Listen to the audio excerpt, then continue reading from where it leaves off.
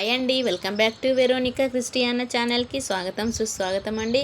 ఇది నా 2 సంవత్సరాల చెట్టు అండి. దీన్ని నేను వద్దనుకున్నా కానీ అలాగే ఉంచానని చెప్పాను కదా, నాకు పొప్పడికాయలను ఇచ్చిందండి.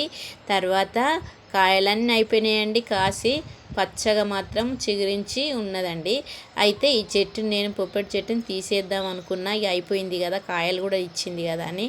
కానీ ఏం జరిగిందో తెలుసా ఫ్రెండ్స్, దానిపైన ఒక పక్షి వచ్చి గూడు పెట్టుకున్నదండి. చూడండి, గూడు పెట్టుకున్నది.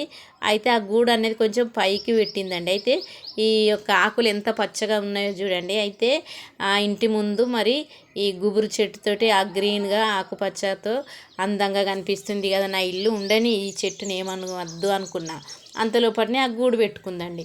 నేను పైనకు మెట్లెక్కి వెళ్తుంటే ఆ గూడును చూసిన, నేను చెట్టు తీసేద్దాం అనుకున్నా కానీ ఆ గూడును చూసి ఆగిపోయినా.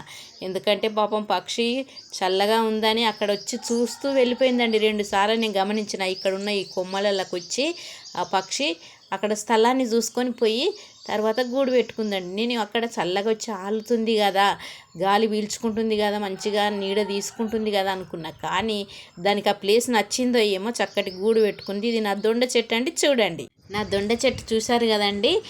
హాయ్. అయితే నా దొండ చెట్టు 1 సంవత్సరం మాత్రమే ఎన్నో కాయలనిచ్చి తర్వాత అది పందిరి లేక పక్కకైపోయిందండి నా చెట్టు.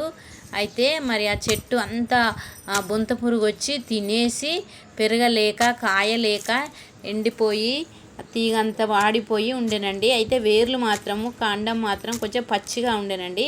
అయితే నేను మీకు చూపిస్తున్న ఆ యొక్క దొండ చెట్టుకు సపోర్టుగా కట్టిన పొప్పటి చెట్టు అండి.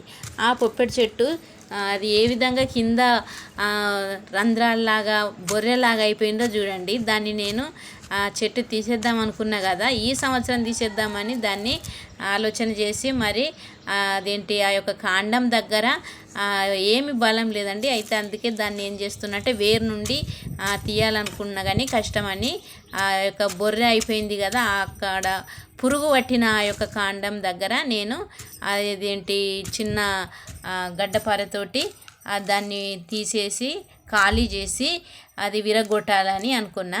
అయితే మరి నాకు ఈ యొక్క దొండ చెట్టు ఎట్లా అయిపోయిందంటే, మరి రోడ్ అయినప్పుడు ఆ చెట్టు కొంచెం బయట కనుండే పోతుండే, ఆ చెట్టు తీగ అంతా వేరుతో సహా చనిపోతుండే, తీసివేయబడుతుండే. కానీ నేను ఎందుకో దాన్ని చూసి బాధ అనిపించి చెట్టు మళ్ళీ దొరకదు, ఈ చెట్టు కోసం నేను ఎంత కష్టపడి తెచ్చుకున్నా కదా అని దాన్ని వేరుతో సహా మెల్లగా పెకిలించి తీసి నా గోడ దగ్గరికి పెట్టానండి.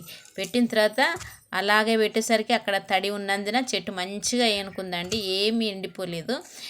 అయితే మళ్ళీ ఈ ఎండాకాలంలో ఈ యొక్క దొండ చెట్టు చిగురిస్తూ ఉందండి. నాకు చెట్టు విజయమై అరే ఇది చిగురిస్తూ ఉన్నది కదా, దీన్ని వేస్ట్ చేయకూడదని నేనేం చేశానంటే ఒక కట్టె పబ్బు తీసుకొని వచ్చిన జామ చెట్టు ఒక మండ తీసుకొని వచ్చి దానికి దగ్గరగా 2 మండలు నాటినండి. చూడండి, అది పొప్పటి చెట్టు ఖాళీగా అయిపోయింది అందులో.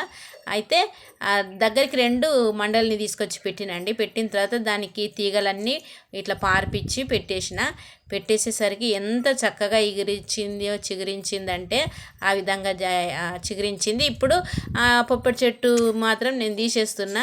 అది మధ్యలోనే ఇట్లా దాని గడ్డపారతో తవ్వుతుంటేనే లోపలికి వెళ్ళిపోతుందండి. మెత్తగా అయిపోయింది, లోపల బొర్రెలాగా అయిపోయింది, పురుగు పట్టినట్టు అయిపోయింది, పుండు పట్టినట్టు అయిపోయింది ఆ చెట్టు. అయితే పొప్పటి చెట్టు ఎప్పుడైనా ఇట్లా మొత్తం లోపల ఏమి ఉండదండి, అంత మెత్తగా అయిపోతుంది. అది ఏది కాల్ చేస్తే కూడా అది వ్యర్థమే అండి, వట్టి మెత్తగా ఉంటుంది.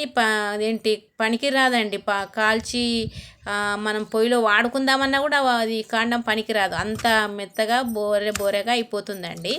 ఇప్పుడు ఆ పొప్పటి చెట్టు అలాగే అయింది కాబట్టి నేను మెల్లమెల్లగా దాన్ని కట్ చేయడానికి ఆ విధంగా చేసిన. చూడండి, అది పక్షి కదా, మళ్ళీ అందులో మా గూడు పెట్టుకొని పడుకునేటట్టుగా స్థలం అయిపోయిందండి. చూడండి. ఓకే ఫ్రెండ్స్, నా వీడియో చూడండి. Bye bye.